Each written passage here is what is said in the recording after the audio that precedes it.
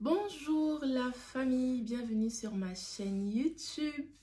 Aujourd'hui, je vous parlerai de mon expérience en tant que jeune femme, des choses dont j'ai dû me débarrasser, le temps que ça a pris, comment je m'en suis sortie vraiment par la grâce du Seigneur. Et je crois que ce témoignage pourra aider plusieurs parce que étant chrétien en Chine ou ailleurs, on rencontre quelquefois les mêmes difficultés, on rencontre quelquefois les mêmes challenges. Donc, let's go pour la vidéo. Dis-toi que si tu veux, c'est que tu peux. Rien n'a changé, le ciel est bleu. Bah oui, chérie, la vie est belle. Oh oui, surtout quand on est à deux. Avant de commencer la vidéo, je t'invite à t'abonner, ok? Tu t'abonnes, tu lâches un pouce bleu et tu actives la cloche de notification pour être au courant à chaque fois que je poste une Christ en 2019. Je passais par une période difficile je peux dire, de dépression de quasiment 2 ans. Je me rendais même pas compte que j'étais en dépression, mais j'étais très malheureuse. Je vivais beaucoup de difficultés. Et je donnais ma vie au Seigneur en 2019 par le canal de ma meilleure amie, qui m'a un peu parlé de Christ et tout et tout.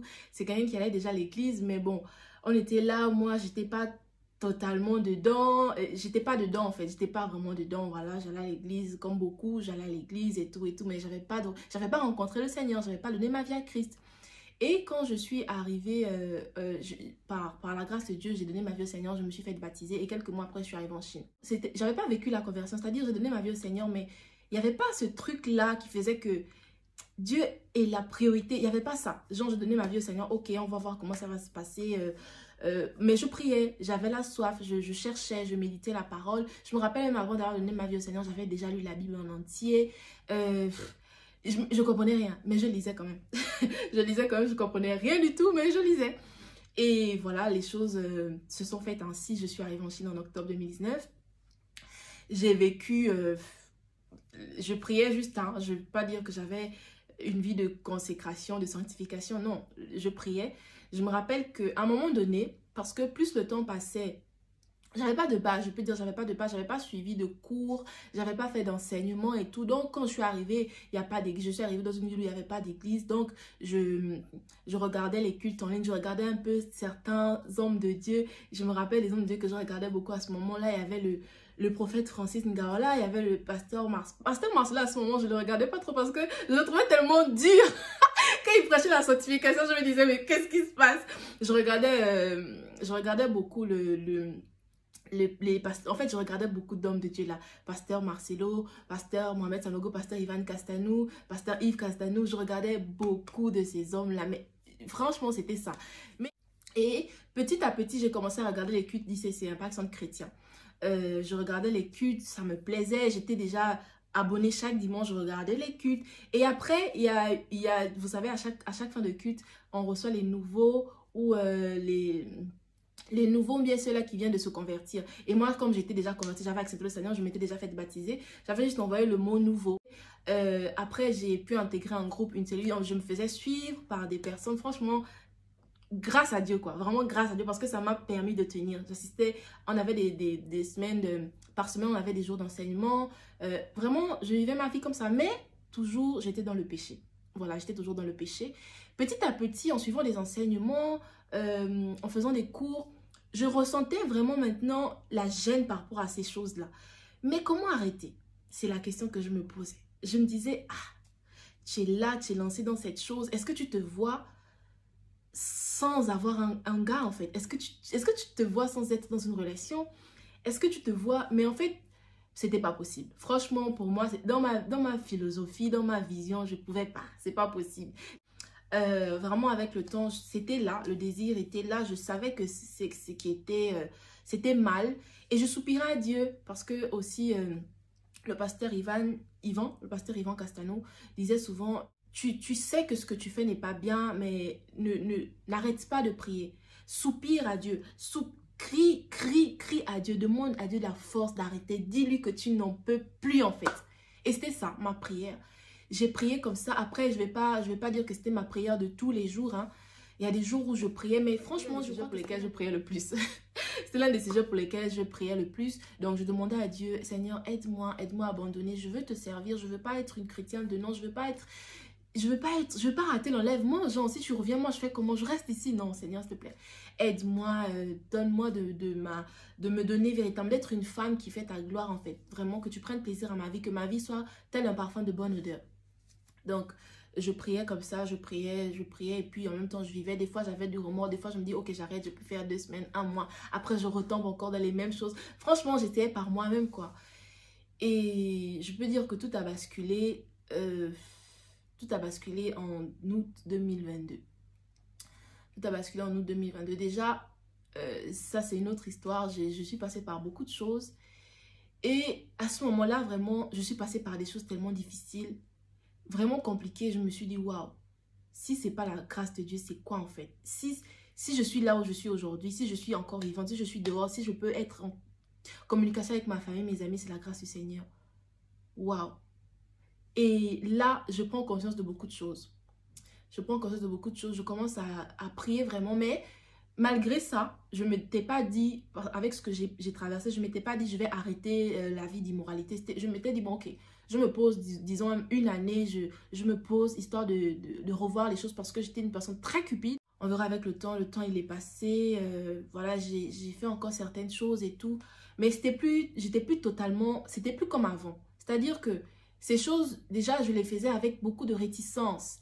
Et même après, je me sentais tellement mal. Mais vraiment, hein, je me sentais tellement mal. C'était incroyable. C'est des choses que je vivais. Je vais pleurer. Je me sens... Non! Je culpabilisais tellement. Et comme c'était la période des vacances, j'ai dû rentrer dans ma ville. Et dans ma ville, voilà, je suis un peu là, seule, tranquille. Donc, j'ai vécu comme ça. Et pendant ce temps, je vivais des choses incroyables avec le Seigneur. J'ai dû me donner davantage. Voilà, c'est vraiment l'un des points. J'ai dû accepter qu'il faut que je renonce à la séparation. C'est dur. Ah! Surtout quand tu es habitué à certaines choses, tu es habitué à faire certaines choses. C'est compliqué. C'était compliqué au début, la séparation. Il faut te séparer de certaines personnes. Des fois même, c'est naturel. Hein. C'est naturel. Le Seigneur, il va faire le nettoyage. Des fois, les personnes avec qui vous vous entendiez bien, un petit problème, un petit truc fait que chacun prend sa route. En fait, tu ne comprends pas. Mais juste, je me suis laissé faire. Je me suis dit, ok, Seigneur, je remets tout entre tes mains. Ces personnes de qui je me sépare, si je suis la cause de ces séparations, de ces histoires, je te demande pardon. Et si nécessaire, j'irai demander pardon à ces personnes. Je vous assure, c'est une période très difficile. La période de séparation, limite, c'est le désert. Tu viens un désert, tu peux être entouré. Il peut y avoir des personnes autour de toi, mais c'est difficile. Tu as l'impression d'être seul. Et la seule personne qui est vraiment en face de toi, c'est le Seigneur. Vraiment, tu n'as pas d'autre recours. Tu n'as pas d'autre recours. La seule personne à qui tu peux parler, la seule personne à qui tu peux dire des choses qui peut te comprendre, c'est Dieu. Non, c'est incroyable. Tu as l'impression que les gens autour de toi, ils ne sont pas là. Les mêmes personnes qui ont toujours été là, qui ont toujours été présentes pour toi, à ce moment, tu as l'impression qu'elles sont pas là un peu comment dire, pour amorcer un peu les points que je veux partager avec toi sur ce qui m'a aidé aujourd'hui, ce qui m'aide encore aujourd'hui et je pense qu'il m'aidera encore. Le premier point, c'est vraiment la soif. Il faut être assoiffé du Seigneur. Vraiment, tu vois, c'est vraiment de manière progressive que les choses se font. Donc, il faut avoir la soif du Seigneur. Il faut demander, il faut crier à Dieu chaque jour. Moi, aujourd'hui, c'est pas parce qu'aujourd'hui, je me suis séparée de certaines choses que j'arrête de crier à Dieu, que j'arrête de demander à Dieu la soif de lui. C'est pas possible. C'est mon sujet principal de tous les jours. Je peux pas prier. Des fois, je ne demande que ça même dans la prière. Je veux la soif. Je veux être assoiffée de toi. Je veux être une femme qui ne vit que pour toi. Il n'y a pas autre chose. Voilà. Il faut avoir la soif. Il faut avoir la soif. Appartenir à une assemblée également. Peu importe là où tu te trouves. Essaye d'appartenir à une assemblée. Essaye d'appartenir à une église avec laquelle tu pourras avoir des moments de prière, des moments de partage, des moments de communion entre frères et sœurs, des moments d'enseignement. Ça va vraiment t'aider à grandir, à garder ta relation avec le Seigneur. L'autre point, c'est avoir l'intimité avec le Seigneur. L'intimité avec le Saint-Esprit par la prière. L'intimité avec le Seigneur par la méditation, la lecture, la méditation de la parole de Dieu. Il te recommande de faire. Mais il faut jeûner, il faut prier, il faut méditer, il faut prendre au sérieux. Il ne faut pas prendre à la légère ta relation avec le Seigneur. Si par exemple, aujourd'hui, ta relation avec le Seigneur, tu la prends à la légère, demande-lui pardon. Demande-lui pardon. Ça ne veut pas dire que tous les jours, ça sera au top. Il y a des phases où tu te sens down en fait. Il y a des phases où tu n'arrives pas, c'est compliqué. Mais même en ce moment-là, prie. Mets peut-être une atmosphère de louange, une atmosphère d'adoration, une atmosphère de prière, de parler en langue. Tu restes, tu baignes dans ça et ça va vraiment te remonter. Ça va vraiment te remonter. Et l'autre point également, c'est s'impliquer au service. Il faut servir. Il faut chercher à servir dans ton église locale ou par exemple, nous qui faisons les cultes en ligne et tout, qui appartenant à une église connectée, on essaie de servir utile pour le royaume du Seigneur. Il faut servir. À ton niveau, il faut servir. Je ne sais pas comment ça se passe dans ton église, mais nous, avant de servir, tu passes d'abord, tu fais des formations. Tu fais certaines formations et c'est au cours de ces formations-là, une fois que tu les as terminées, que tu es apte au service. Mais il y a des niveaux, points, c'est se séparer. J'en ai parlé un peu dans mon histoire plus haut, mais il faut vraiment accepter que quand tu décides, il faut prendre conscience que lorsque tu décides de marcher avec le Seigneur, tu vas devoir te séparer. Oui, il y a des séparations. La séparation, c'est avec des gens, c'est des choses, il faut se séparer, il faut se sanctifier, il faut se consacrer. Il faut que tu réalises que ton corps est le temple du Seigneur et que l'Esprit de Dieu habite en moi. Tu renonces à beaucoup de choses. Moi, j'ai dû renoncer à des choses, mais je me disais, mais comment je vais m'en sortir? Je crois que quand je vous ferai mon témoignage, je vous parlerai vraiment de chaque chose dans les moindres détails.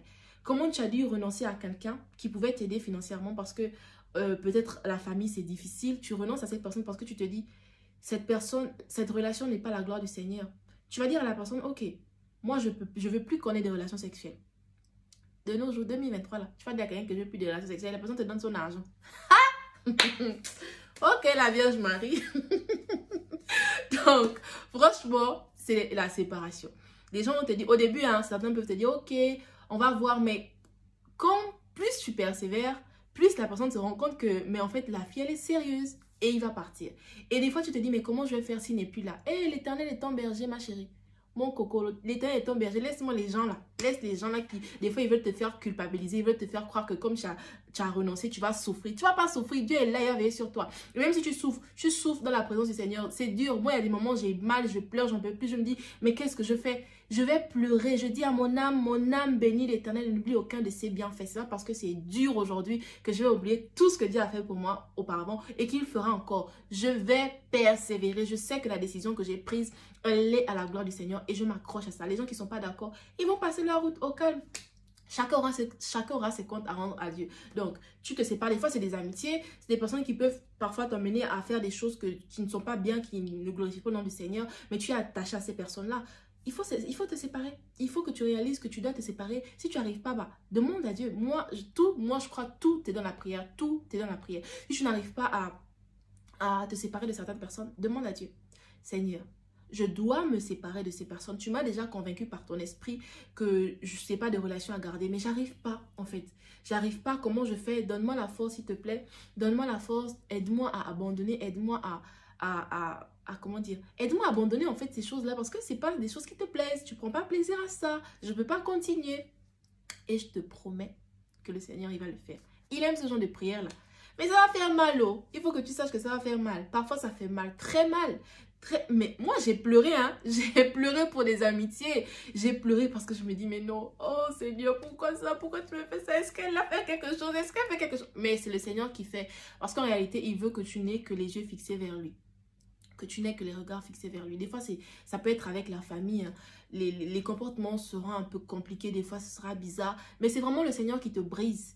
Il fait que toutes ces choses... En fait, je ne sais pas quel exemple prendre, mais j'ai l'impression que tu es debout.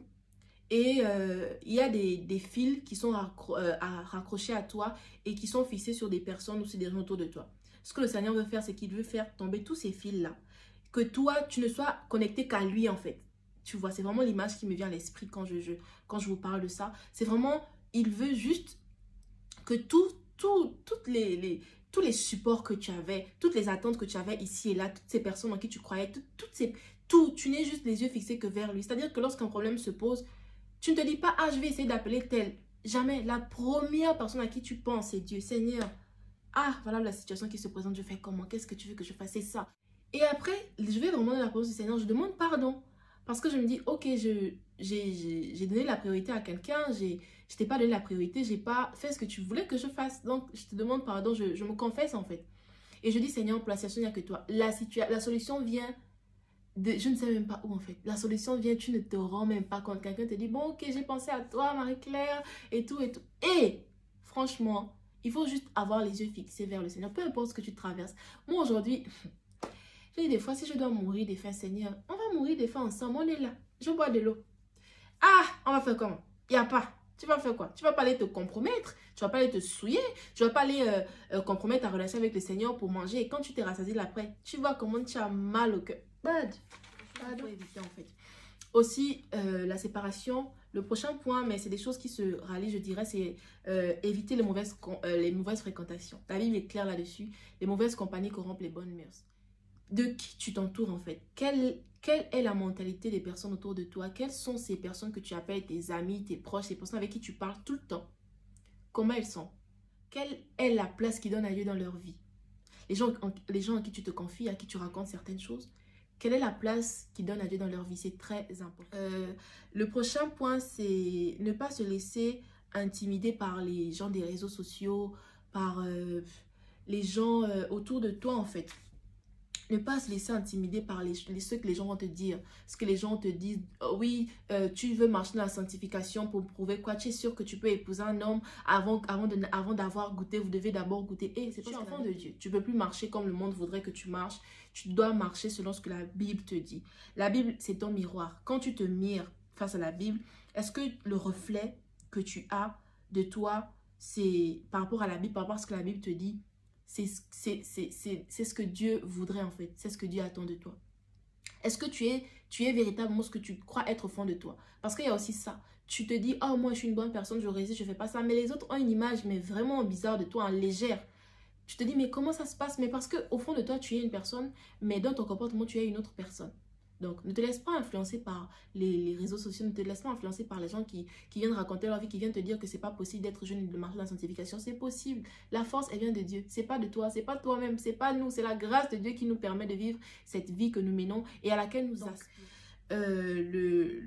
Ce que je voulais aussi ajouter par rapport à ça, c'est qu'on reconnaît un arbre à ses fruits.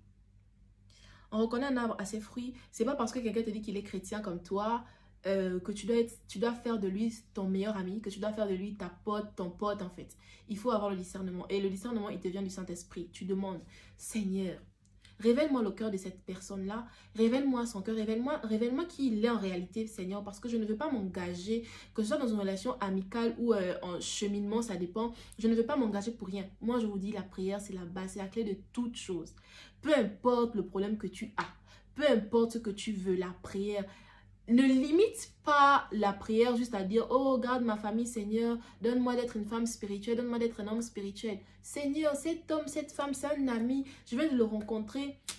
Dis-moi qui il est en fait, quel est l'état de son cœur. Et ça, le Seigneur va te révéler ça en 2 cas. Et le Seigneur parle tantôt d'une manière, tantôt d'une autre. Dans ce genre de cas, souvent, c'est par l'attitude, par le comportement, par les choses que la personne va faire. Il faut être attentif, il faut prendre le temps, il faut se poser. Il faut se poser. De dire, ah, qu'est-ce qui se passe? C'est pour ça qu'il faut aussi avoir des moments de prière. Parce que les moments de prière, c'est vraiment les moments d'échange. Tu vas dire, ah, Seigneur, aujourd'hui, j'ai remarqué que le comportement de ce gars ou cette fille est un peu compliqué. Je ne sais pas en fait pourquoi. Peut-être que je me trompe. Je te demande pardon si ce que je dis est faux. Je te demande pardon. Je ne veux pas juger, je ne veux pas condamner. Je viens juste te parler de mon ressenti en fait. Je veux juste te parler de mon ressenti et c'est toi qui vas me dire ce que tu en penses. Est-ce que je me trompe? Est-ce que je ne me trompe pas? Tu vas me dire les choses, mais franchement, ce que j'ai vu là, c'est un peu compliqué. Et le Seigneur va encore te parler. Si c'est lui qui t'a parlé, il va encore te parler, il va encore te parler. Et après, tu dis, Seigneur, crée la séparation. Ou même toi-même, tu vas décider que, bon, ok, c'est bon. Parler avec le Saint-Esprit, tu vas décider de mettre un stop à ça. Tu vas décider de vraiment arrêter, quoi. Parce que c'est juste pas possible, c'est juste pas ce qui cadre avec toi. Mais pour ça aussi, il faut être une bonne personne, comme je le dis souvent.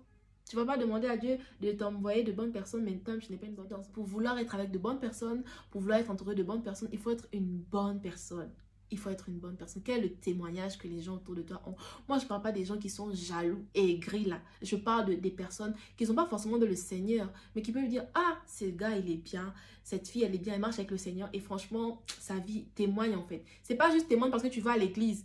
Ta vie, le Seigneur souhaite que tu prospères à tous égards. Est-ce que dans tes relations avec les gens, tes études, ta vie, je peux dire toute ta vie entière, est-ce que ta vie témoigne du fait que tu appartiens à Christ? Parce que effectivement aussi, on peut être en Christ, on est juste très spirituel, mais dans nos vies, il y a trop de choses qui ne marchent pas. Et il prend le temps. Le Seigneur va te révéler l'état de ton cœur. Le Seigneur va te révéler l'état de ta vie. Les points sur lesquels tu dois... Que la prière, c'est la clé de toute chose. La prière, c'est la clé de tout. Tu peux avoir un mauvais comportement, tu ne te rends pas compte. Il y a des choses qui se bloquent dans ta vie. Tu vas dire, oh, tel, c'est ci. Et pourtant, je marche en sanctification, j'essaie d'être bien, mais qu'est-ce qui ne va pas? Tu vas dans la présence du Seigneur, tu pries, tu demandes à Dieu. Il va te parler. Il va te dire que c'est ça que tu ne fais pas. Par exemple, tu ne payes pas l'offrande, tu ne payes pas la dîme. Il va te dire, par exemple, que c'est... tu n'es pas une bonne personne, tu aimes tout souvent mal parler, ou bien tu es méchant envers les membres de ta famille, tu es souvent comme ça. Et tu prends le temps encore de prier, aide-moi à changer. Il va le faire. Il va souvent t'éprouver. Il va souvent faire que tu sois testé face à certaines choses pour voir ton niveau de résistance, pour voir comment tu t'es calmé, pour voir si tu changes. Et avec le temps, les choses qui... Et le dernier point, c'est parfois faire la pause avec les réseaux sociaux. En tant que jeune chrétien, en tant que jeune, je dirais, il y a trop de choses dans ce monde, il y a trop de choses sur les réseaux. Des fois, tu as l'impression d'être juste envahi par Internet, tu as l'impression d'être juste envahi par toutes ces choses. Et prends le temps, calme-toi. Des fois, décide de laisser ces choses, décide de te séparer de ces choses. Moi, ça m'arrive souvent, je peux faire 1 semaine, 2 semaines, je désinstalle Instagram, Facebook, toutes ces applications. Je garde souvent WhatsApp parce que c'est le moyen par lequel je communique beaucoup avec la famille au pays, les amis. Mais après, il y a des heures en fait. Si c'est un temps que j'ai pris de jeûne, je ne vais pas être connectée tout le temps parce que le jeûne, c'est se priver parfois de nourriture pour la prière. Tu te prives de nourriture, tu te prives par exemple d'Internet aussi, de beaucoup de choses pour la prière. Donc voilà les points que je voulais partager avec toi. J'espère que cette vidéo t'a plu. J'espère que Dieu te bénisse, que ce message passe vraiment et que tu appliques. Tu es peut-être jeune chrétien et tu te rends compte que dans ta vie, il y a des choses assez compliquées. Essaie de te poser, de faire un bilan, de t'asseoir, demander au Saint-Esprit de te parler, de te guider, de te montrer ce qu'il faut faire, comment tu peux le faire, à quel moment le faire, avec la manière avec laquelle tu peux faire ces choses-là. Et si tu fais vraiment confiance au Seigneur, si tu places vraiment ta confiance dans le Seigneur, si tu donnes la priorité, tu ne seras pas déçu. Donc, on est ensemble. Dis-toi que si tu veux, c'est que tu peux. Rien n'a changé, le ciel est bleu.